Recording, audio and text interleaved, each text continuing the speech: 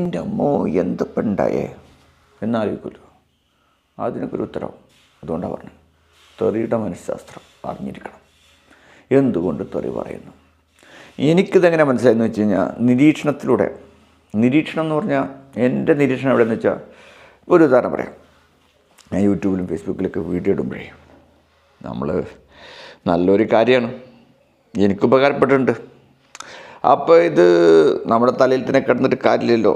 മനുഷ്യന്മാരാരെങ്കിലുമൊക്കെ എന്തെങ്കിലുമൊക്കെ ഇതുകൊണ്ടൊരു ഉപകാരം കിട്ടിക്കോട്ടെ എന്ന് വിചാരിച്ചിട്ട് ഞാൻ എന്ത് ചെയ്യും, അത് വീഡിയോ ആക്കിയിട്ട് യൂട്യൂബിലും ഫേസ്ബുക്കിലൊക്കെ ഇടും. അപ്പോൾ കുറേ ആൾക്കാർ ലൈക്ക് ചെയ്യും, കുറേ ലവ് തരും, കുറേ ആൾക്കാർ ഞങ്ങൾ സ്നേഹിക്കും. അപ്പോഴൊക്കെ എനിക്ക് ഭയങ്കര സന്തോഷം കിട്ടും. അതിൻ്റെ ഇടയിൽ കാണാൻ ചില ആൾക്കാർ തന്തക്ക് വിളിക്കണം, തള്ളക്ക് വിളിക്കണം. എന്തപ്പം ഉണ്ടായേ? ഞാനിപ്പോൾ എന്താ ചെയ്ത്? ഞാനിപ്പോൾ അയാളെ എന്തെങ്കിലും പറഞ്ഞോ? ഞാൻ നല്ലൊരു കാര്യമല്ലേ പറഞ്ഞിട്ടുള്ളൂ. പിന്നെ എന്തിനപ്പോൾ അയാൾ ഇന്ന് തന്തക്ക് വിളിച്ചത്, എന്തിനപ്പോൾ തള്ളക്ക് വിളിച്ചത് എന്നൊക്കെ ഇങ്ങനെ ആലോചിച്ച്. ഇപ്പോൾ സംഭവം എല്ലാ വീഡിയോകളിലും അത് വരുന്നില്ല. ചില വീഡിയോകളിൽ 0 തെറി, ചില വീഡിയോകളിൽ 20% തെറി, ചിലരുടെ തെറിയോട് തെറി. അങ്ങനെ ഞാനിങ്ങനെ അനലൈസ് ചെയ്തപ്പോൾ എന്തുകൊണ്ട് തെറി വരുന്നു എന്ന് പറഞ്ഞപ്പോൾ എനിക്ക് മനസ്സിലായത് വെച്ചാൽ, നമ്മൾ ചില കാര്യങ്ങളൊക്കെ നമ്മൾ വിചാരിക്കണ പോലെയല്ല, മറ്റുള്ളവർക്ക് അത് വേറെ എന്തൊക്കെയാണ്. ഇപ്പോൾ ഉദാഹരണം പറയാം. ഞാനൊരു പറഞ്ഞു, നമ്മൾ വിഡ്ഢികളാവരുത് എന്ന ആവേശത്തോടു കൂടി കാര്യം പറഞ്ഞു വിചാരിച്ചു.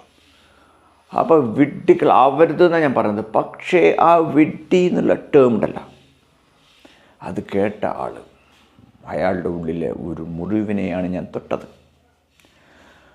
അയാൾ ജീവിതത്തിൽ ഒരുപാട് കേട്ടിട്ടുള്ളൊരു പദമാണ് വിഡ്ഢി. വിഡ്ഢി വിഡ്ഢി, നീയൊരു വിഡ്ഢിയാടാ, നീ നേരാവില്ലടാ, നീ ഒരിക്കലും നന്നാവാൻ പോടില്ല എന്നൊക്കെ വിചാരിച്ചിങ്ങനെ ഈ പറഞ്ഞ പെയിനുമായിട്ട് ഇങ്ങനെ നിൽക്കുന്ന സമയത്ത് അതിനെന്തെങ്കിലും പരിഹാരം ഉണ്ടോ എന്ന് വെച്ചിട്ടാണ് അയാൾ എൻ്റെ വീഡിയോ കണ്ടത്.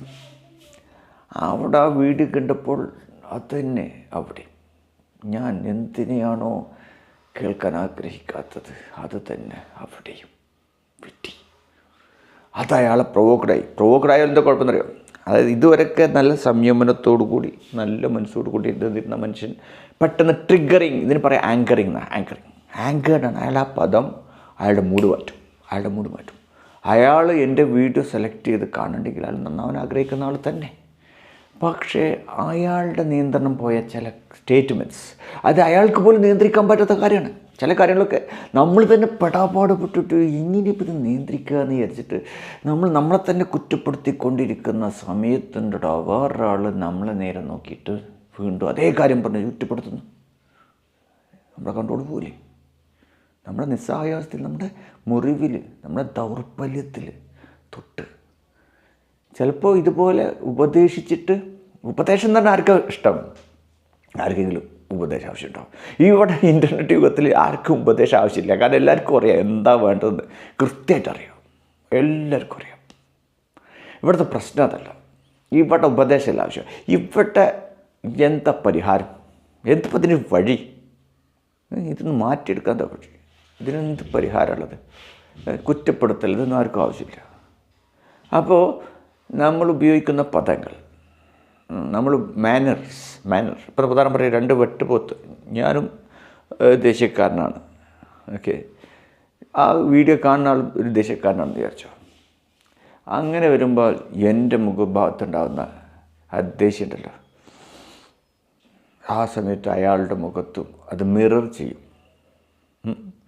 അയാൾ എത്രയോ നിയന്ത്രിച്ച്, ആ ദേഷ്യം നിയന്ത്രിച്ച് വെച്ച സംഭവം ഞാൻ എൻ്റെ മുഖം ദേഷ്യം വന്നു എന്നുള്ള ഒറ്റ കാരണത്താൽ അയാളെ ഞാൻ അസ്വസ്ഥനാക്കി.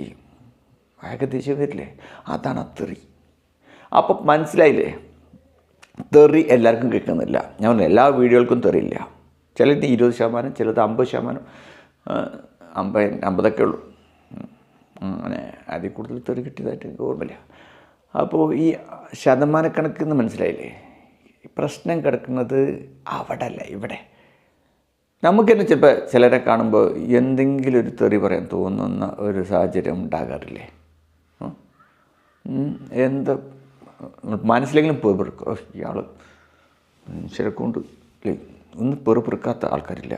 ചിലരത് വായിലൂടെ പറയും, ചിലർ പിന്നെ സൗകര്യപൂർവ്വം മറിഞ്ഞിരുന്നിട്ട് കമൻസിലൂടെ എഴുതും. എന്തായാലും ആ ഒരു പെറുപ്പെറുപ്പ് അതിൻ്റെ കാരണം എന്താണെന്നറിയോ? പ്രശ്നം കിടക്കുന്നത് അവിടെ അല്ല, ഇവിടെ. അങ്ങനെ നമുക്ക് തിരിച്ചറിയാൻ കഴിഞ്ഞാൽ, അതായത് നമ്മളുടെ ഉദ്ദേശം ഇതായിരിക്കണം, തെറി കിട്ടരുത്, കാര്യം നടക്കണം, പക്ഷെ തെറി കിട്ടരുത്. അപ്പോൾ അതിനുള്ള നിരീക്ഷണം, എക്സ്പെരിമെൻറ്റ്സ്, അങ്ങനെ പദങ്ങൾ മാറ്റിക്കൊടുത്ത് എന്നാലും ഒരു തെറി പോലും കിട്ടാത്ത പദങ്ങളുണ്ടോയെന്ന് വെച്ചാൽ ഉണ്ട് കേട്ടോ. ഒരു തെറി പോലും കിട്ടാത്ത വീഡിയോകളുണ്ട്. ചില വീഡിയോയിലൊക്കെ 1000 മേലെ കമൻസ്, ഒറ്റ തെറിയില്ല. അപ്പോൾ പാവം മനുഷ്യർ. ഓക്കെ, കുറച്ച് അവബോധമുള്ള ആൾക്കാരാണെങ്കിൽ, ഇപ്പം ഞാൻ അങ്ങനെയാണല്ലോ, അങ്ങനെ ഉപദേശകനല്ലേ, അപ്പോൾ എനിക്ക് ഈ പറഞ്ഞ പ്രശ്നങ്ങളൊക്കെ കുറവായിരിക്കണമല്ലോ. പക്ഷേ സത്യം എന്താണെന്ന് വെച്ചാൽ, ഈ എല്ലാ ഉപദേശകന്മാരുടെയും പ്രശ്നം എന്താണെന്ന് വെച്ചാൽ, എന്ത് കാര്യം പറഞ്ഞാണോ ഉപദേശിക്കുന്നത് ആ കാര്യം ഏറ്റവും കൂടുതലുള്ളത് അയാളിലാണ്. അതുകൊണ്ടാണ് അയാൾക്കത് മനസ്സിലാക്കാൻ പറ്റിയത്. മനസ്സിലാക്കണം, ഞാൻ ഉപദേശിക്കുന്നത് മറ്റാരെയല്ല, എന്നെ തന്നെയാണ് എന്നുള്ളതാണ് ഒരു സത്യം. അപ്പോൾ ഇവിടുത്തെ ചോദ്യം എന്താ? തെറിയുടെ സൈക്കോളജി അല്ലേ? തെറി വരുന്നതിൻ്റെ കാരണം ഒന്നുമല്ല, നമ്മൾ പാവം മനുഷ്യന്മാർ, നമ്മുടെ ബ്രെയിനിൽ ആങ്കറിങ് എന്ന സംഗതി ഉണ്ട്. ആങ്കറിങ് എന്ന് പറഞ്ഞു കഴിഞ്ഞാൽ, നമ്മൾ മൊത്തത്തിൽ നമ്മളുടെ ഈ ഇൻഫർമേഷൻ ഉണ്ടല്ലോ. ഇപ്പോൾ ഉദാഹരണം പറയാം, ഒരു അധ്യാപകൻ ചെറുപ്പത്തിൽ നമ്മളെ സ്ഥിരമായിട്ട് ഉപദ്രവിച്ചിരുന്നു എന്ന് വിചാരിക്കാം. കാൽമത്തായി അല്ല നമ്മുടെ മോഹൻലാലിൻ്റെ പടമല്ലേ, എല്ലാം കണക്കിലാണ്, ഭൂമിയുടെ സ്പന്ദനം എന്നൊക്കെ പറഞ്ഞാൽ അങ്ങനത്തെ ഒരു അധ്യാപകൻ. ഏതാ പടം? ആടുതോമയാണ് ഇത് ക്യാരക്ടർ അല്ലേ? ആ പടത്തിൻ്റെ പേര് തന്നെയാണോ? എന്തായാലും നിങ്ങൾക്ക് മനസ്സിലായത്. ഓക്കെ, അപ്പോൾ ആ പടത്തിലുള്ള പോലത്തെ ഒരു അധ്യാപകൻ നമ്മളിട്ട് ഇങ്ങനെ നിരന്തരമായി ഉപദ്രവിച്ചു. ആ ഉപദ്രവം ആ കാലത്ത് നമ്മൾ നിസ്സഹായ അവസ്ഥയിൽ അതങ്ങ് സഹിക്കേണ്ടി വന്നു. അങ്ങനെ സഹിച്ച് മുന്നോട്ട് പോയപ്പോൾ അയാളുടെ ഉള്ള ദേഷ്യം നമുക്ക് തീർന്നിട്ടില്ല. അപ്പോഴും അയാളെക്കുറിച്ച് എന്ത് കേട്ടാലും നമുക്ക് ദേഷ്യം വരും. അയാളെ വാക്ക് കേൾക്കുമ്പോൾ തന്നെ എന്തൊക്കെയോ നമ്മുടെ ഉള്ളിൽ, ഇപ്പം കുട്ടികളൊക്കെ കാലമത്തായി എന്നൊക്കെ പേരിടുന്ന എന്തിനാ? നമ്മളില്ല, പെറുപ്പിലൂടെ അവരുടെ ക്രാഷസും കിട്ടാൻ വേണ്ടിയിട്ടാണ്. അപ്പോൾ അങ്ങനെയൊക്കെ നമ്മൾ വിചാരിച്ച് കൊണ്ടിരിക്കുന്ന ഒരു കാര്യം, ഇപ്പോൾ ഉദാഹരണപ്പെട്ട 25 കൊല്ലം കഴിഞ്ഞു, പഠിത്തമൊക്കെ കഴിഞ്ഞു, അങ്ങനെ നമ്മളിങ്ങനെ റോട്ടിലൂടെ പാട്ടും പാടി ഇങ്ങനെ പോയിക്കൊണ്ടിരിക്കുക. പെട്ടെന്നുണ്ടാ നമ്മുടെ മൂഡ് മാറി, പെട്ടെന്ന് ദേഷ്യം വന്നു, എന്തോ ഒരു വിഷമം വന്നു, എന്താണെന്നറിയില്ല, എന്തിപ്പോൾ എൻ്റെ മൂഡ് മാറി. അങ്ങനെ നോക്കുമ്പോഴാണ് ഈ കാലം മത്തായി ഇട്ടിരുന്ന വാച്ചില്ലേ, ആ വാച്ചും കെട്ടിയിട്ട് ഒരാൾ നടന്നു പോകണം. നമ്മളത് കണ്ടിട്ടില്ല, പക്ഷെ നമ്മളുടെ ഉപബോധ മനസ്സ് അത് കണ്ടിട്ടുണ്ട്. ഉപബോധ മനസ്സ് ആ വാച്ച് കണ്ടോടുകൂടി ആ വാച്ച് വന്ന സ്റ്റോറി ഉണ്ടാക്കിയിട്ടുണ്ട്. ആ കാലം മത്തായിയുടെ ഓർമ്മകൾ മനസ്സിൽ വന്നു, എൻ്റെ മനസ്സിൻ്റെ ശാന്തത നഷ്ടമായി. ഇങ്ങനെയൊക്കെയാണ് അത് വർക്ക് ചെയ്യുന്നത്. അപ്പോൾ നമ്മൾ മനസ്സിലാക്കേണ്ടത് ഇത്രയേ ഉള്ളൂ, നമുക്ക് തെറി കിട്ടുന്നുണ്ടെങ്കിൽ തെറിയുടെ കാരണം മറ്റൊന്നുമില്ല, നമ്മളാണ്. അതായത് നമ്മൾ പറഞ്ഞ ഏതൊക്കെയോ വാക്കുകൾ അല്ലെങ്കിൽ നമ്മുടെ ഭാവങ്ങൾ. ദേഷ്യമുള്ള ഒരുത്തൻ്റെ മുഖത്ത് നമ്മൾ ദേഷ്യക്കാരനാണെങ്കിൽ 2 വെട്ടുപോത്തുകൾ അടുത്ത് വന്ന കുത്തുറപ്പാണ്. അങ്ങനെയാണത് വർക്ക് ചെയ്യുന്നത്. എന്താ ഇവർ തമ്മിൽ ഇത്ര ഏത് സമയത്ത് കിരിപ്പാമ്പോളെന്നൊക്കെ, അങ്ങനെയാണ് അതിൻ്റെ ഒരു കിടപ്പ് വശം. അപ്പോൾ ഇതൊക്കെ മനസ്സിലാക്കിയിട്ട് നമ്മൾ ഒരു യന്ത്രം പോലെ പ്രവർത്തിച്ചുകൊണ്ടിരിക്കുന്ന ഒരു സംഭവമാണ്. ഇതിന് നിയന്ത്രണം നമുക്ക് കുറവാണ്. അപ്പോൾ ആരെങ്കിലും നമ്മൾ തെറി പറഞ്ഞിട്ടുണ്ടെങ്കിൽ അത് നമ്മളുടെ ഉള്ളിലെ വൊക്കാബുലറിയെ അല്ലെങ്കിൽ നമ്മളുടെ ഭാവപ്രകടനങ്ങളെ, ഈ വീഡിയോ കണ്ടിട്ടും ചിലർക്ക് ചിലപ്പോൾ കമൻറ്റ് ഇടാൻ തോന്നുന്നുണ്ടെങ്കിൽ ഇട്ടോളൂ, ചുമ്മായത്തിലൊക്കെ ഇട്ടാൽ ആദ്യം വേണ്ട, നിങ്ങൾക്ക് ഇഷ്ടമായിട്ട് ഇട്ടോ, കുഴപ്പമില്ല. ഞാൻ എൻ്റെ വാക്കുകളുടെ പ്രതിഫലനങ്ങൾ എനിക്കും കിട്ടണമല്ലോ, എന്നാലേ എനിക്ക് പഠിക്കാൻ പറ്റുള്ളൂ. ഞാൻ അതിനാണ് ഉപയോഗിക്കുന്നത്. ഞാൻ എൻ്റെ വളർച്ചയ്ക്ക് വേണ്ടിയിട്ടാണ് ഈ പറഞ്ഞ ഓരോ പദങ്ങൾ, ഞാൻ പറഞ്ഞില്ലേ, നിരീക്ഷിക്കാൻ വേണ്ടിയിട്ടാണ്. അങ്ങനെ എൻ്റെ പദാവലി മൊത്തത്തിൽ മാറ്റി. അതിൽ ഓരോന്നും ആളുകൾക്ക് പോസിറ്റീവായിട്ടുള്ള ഫീൽ കിട്ടുന്ന രീതിയിൽ ഞാൻ കൺവേർട്ട് ചെയ്തപ്പോൾ എന്താ ഉണ്ടായെന്നറിയോ? യൂട്യൂബിലും ഫേസ്ബുക്കിലൊക്കെ വീഡിയോ ഇങ്ങനെ കുതിച്ച് കയറുന്നു. അങ്ങനെ കുതിച്ച് കയറിയതുകൊണ്ട് എന്താ ഗുണമെന്ന് വെച്ചാൽ, ഞാനിപ്പോൾ ഈ ഫേസ്ബുക്കിൽ നിന്ന് പൈസയൊന്നും മേടിക്കാറൊന്നുമില്ല, കുറേ കാലമായിട്ട് അവിടെ അങ്ങനെ കിടക്കുന്നുണ്ട്. ഞാനൊരു ദിവസം ചുമ്മാ എൻ്റെ അക്കൗണ്ട് ഡീറ്റെയിൽസ് ഒന്നും കൊടുത്ത്, ഒരു ദിവസം വൈകുന്നേരം ആയപ്പോൾ ഉണ്ട് ആ ബാങ്കിൽ 1.25 ലക്ഷം വന്ന് ചാടിയിരിക്കും. ഇങ്ങനെയൊക്കെ ഉണ്ടോ? വേഗം ഏതായാലും യൂട്യൂബിലും കൊടുത്തിട്ടുണ്ട്. യൂട്യൂബിൽ പിന്നെ കുറേ ഷെയർസ് ഇങ്ങനെ കിട്ടുന്നുണ്ട്. അതിൽ ഷോർട്സാണ്, യൂട്യൂബിലധികം കാര്യമായിട്ടൊന്നും കിട്ടില്ല. 50,000 60,000 വെച്ച് കിട്ടുന്നുണ്ട്. പക്ഷേ ഇതും കുഴപ്പമില്ലല്ലോ. അപ്പോൾ പദാവലി മാറ്റിക്കഴിഞ്ഞാൽ അപ്പോൾ ഇങ്ങനൊരു ഗുണം. സംഭവം മനസ്സിലായില്ലേ? ഓരോ ഇൻസിഡൻറ്റും നമ്മുടെ വളർച്ചയ്ക്ക് വേണ്ടി ഉപയോഗപ്പെടുത്തുന്ന അർത്ഥം നമ്മളിൽ എന്ത് കുഴപ്പമുണ്ട് എന്ന് കണ്ടുപിടിക്കാനായിരിക്കണം നമ്മളുടെ പ്രൊവോക്കേഷൻസ്. നമ്മൾ പ്രകോപിതരായിട്ടുണ്ടെങ്കിൽ, അല്ലെങ്കിൽ നമ്മളെ കൊണ്ട് മറ്റുള്ളവർ പ്രകോപിതരായിട്ടുണ്ടെങ്കിൽ, റൈറ്റ്, അങ്ങനെ അനാലൈസ് ചെയ്യാൻ നമുക്കതിനൊക്കെ അപാരമായ മനസ്സ് വേണ്ടിയിട്ട്, വിശാലമായ മനസ്സൊക്കെ വേണ്ടിയിട്ടും, മനുഷ്യത്വം എന്നുള്ള രീതിയിൽ എനിക്ക് നിങ്ങളെ കയറി അങ്ങ് സ്നേഹിക്കാനൊക്കെ പറ്റണം.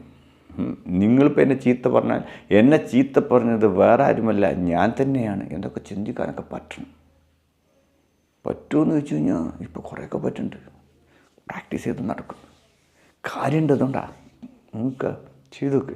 അത് തെറി നമുക്ക് കിട്ടിക്കഴിഞ്ഞാൽ ഒരിക്കലും തെറി പറഞ്ഞ ആളെ കുറ്റം പറയാതെ എന്തുകൊണ്ട് എനിക്ക് തെറി കിട്ടി, അയാളെ എന്താണ് ഞാൻ പ്രൊവോക്ക് ചെയ്തത്, അയാൾക്ക് ഉള്ളിൽ കൊടുക്കുന്ന മുറിവിനെ ഉണർത്തുന്ന എന്ത് വാക്കാണ് ഞാൻ ഉപയോഗിച്ചത്, എന്ത് ഭാവമാണ് ഞാൻ ഉപയോഗിച്ചത് എന്ന് അനാലൈസ് ചെയ്യാനുള്ള ഒരു അവസരമാക്കി എടുത്തുകൊണ്ട് നമ്മൾ നമ്മുടെ ഉള്ളിലെ പദാവലികളും നമ്മുടെ ഭാവപ്രകടനങ്ങളും ഇങ്ങനെ മറ്റുള്ളവർക്ക് സന്തോഷം നൽകുന്ന രീതിയിലേക്ക് ഇങ്ങനെ ട്യൂൺ ചെയ്ത് ഇങ്ങനെ കൊണ്ടു തന്നാൽ എന്താ കുഴപ്പമില്ല. എന്താ ഗുണമെന്ന് വെച്ചാൽ ചുമ്മാ നമ്മളെ കണ്ടിരിക്കാൻ തന്നെ ആൾക്ക് ഭയങ്കര സന്തോഷം, നമ്മുടെ വാക്കുകൾ കേൾക്കാൻ സന്തോഷം, നമ്മൾ ചിലയിടത്ത് കാള് കൂടും, നമ്മളെ വീഡിയോസ് ആൾക്കാർ കാണും, പൈസ വരും പൈസ.